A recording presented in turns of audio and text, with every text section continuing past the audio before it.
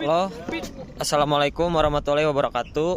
Saya Raihan Ahmad Maulana dari kelas TIP A1. Saya akan mengerjakan tugas akhlak Anandiah dengan dosen pengampu Pak Andreas Nur Kamil. Saya di sini akan menjelaskan tentang Sunan Kalijaga. Jadi Sunan Kalijaga atau Susuhunan Kalijaga adalah seorang tokoh wali Songo yang dikenal sebagai wali yang sangat lekat dengan Muslim di Pulau Jawa. Karena kemampuannya memasukkan pengaruh Islam ke dalam tradisi dan budaya Jawa, makanya berada di Kadilangu, Demak.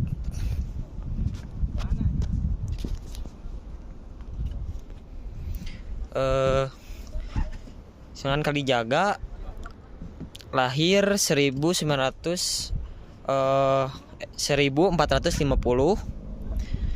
dengan nama asli Raden Said. Lahir di Tuban, Majapahit, meninggal di Demak, di Kesultanan Demak. Lahir dari seorang pasangan Dewi Saroh dan Tumanggung Wilwatika dan Dewi Namangarum. Masa hidup Sunan Kalijaga diperkirakan mencapai lebih dari 100 tahun. Dengan demikian, ia mengalami masa akhir kekuasaan Majapahit di tahun 1478. Kesultanan Demak, Kesultanan Cirebon dan Banten, bahkan juga Kerajaan Pajang yang lahir pada 1546 serta awal kehadiran Kerajaan Mataram di bawah pimpinan Panembahan Senopati dan Sunan Kalijaga wafat pada tahun 1513 adalah tahun Saka Jawa atau sekitar tahun 1590-an Masehi, dan dilanjutkan Sunan Hadi sebagai pemimpin Kadilangu pada tahun 1601 Masehi. Gelar berubah menjadi Hanyok Rowati sebagai Raja Mataram. Sampai dengan keturunan sekarang, setelah penambahan Wijil di Kadilangu Demak, ia ikut pula merancang pembangunan Masjid Agung Cirebon dan Masjid Agung Demak atau tiang tatal, pecahan kayu artinya, yang merupakan salah satu dari tiang utama masjid adalah kreasi Sunan Kalijaga. Menurut cerita, sebelum menjadi wali Songo, Raden Said atau Sunan Kalijaga adalah seorang perampok yang selalu mengambil hasil bumi di gudang penyimpanan hasil bumi di kerajaannya. Merampok orang-orang yang kaya hasil curiannya, dan rampoknya itu akan dibagikan kepada orang-orang yang miskin. Suatu hari, saat Raden Said berada di hutan, ia melihat seorang kakek tua yang bertongkat. Orang itu adalah Sunan Bonang. Karena tongkat itu jika dilihat seperti tongkat emas, ia merampas tongkat itu. Katanya hasil rampokan itu akan ia bagikan kepada orang yang miskin. Tetapi sang Sunan Bonang tidak membenarkan cara itu. Ia menasihati Raden Said bahwa Allah Subhanahu wa Ta'ala tidak akan menerima amal yang buruk. Lalu Sunan Bonang menunjukkan pohon aren emas dan mengatakan, bila Raden ingin mendapatkan harta tanpa berusaha, maka ambillah buah aren emas yang ditujukan oleh Sunan Bonang. Karena itu, Raden Said ingin menjadi murid Sunan Bonang. Raden Said lalu menyusul Sunan Bonang ke sungai.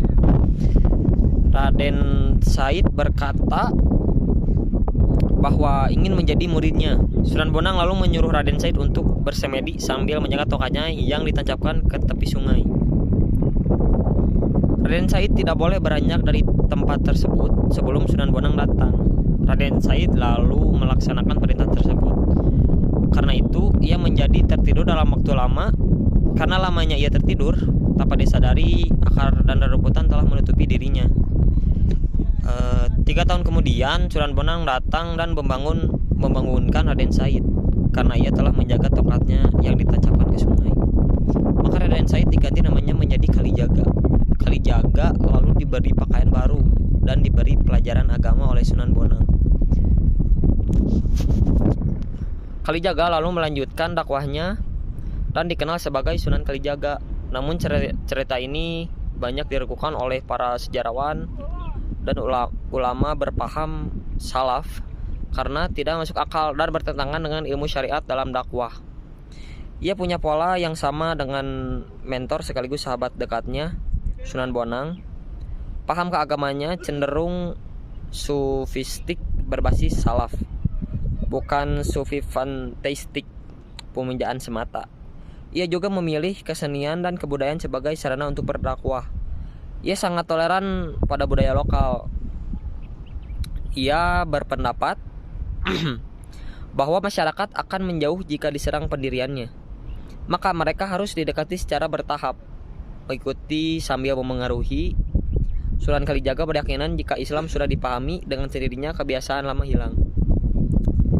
Ajaran Sunan Kalijaga terkesan sinkretis dalam mengenalkan Islam. Ia menggunakan seni ukir, wayang, gamelan, serta seni suara suluk sebagai sarana dakwah. Beberapa lagu suluk ciptaannya yang populer adalah Lir Ilir dan Gundul-Gundul Pacul.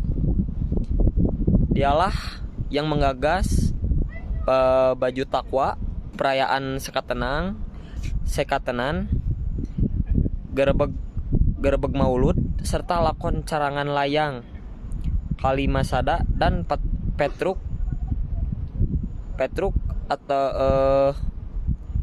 jadi ratu atau Petruk jadi ratu. Lanskap pusat kota berupa keraton, alun-alun dengan dua beringin serta masjid diyakini pula dikonsep oleh Sunan Kalijaga. Metode dakwah tersebut sangat efektif. Sebagian besar adipati di Jawa memeluk Islam melalui Sunan Kalijaga. Di antaranya adalah Adipati Pandanan, Kartasura, Kebumen, Bajumas, serta Pajang. Jadi sekian yang bisa saya jelaskan. Maaf jika banyak kata-kata yang salah. Wassalam.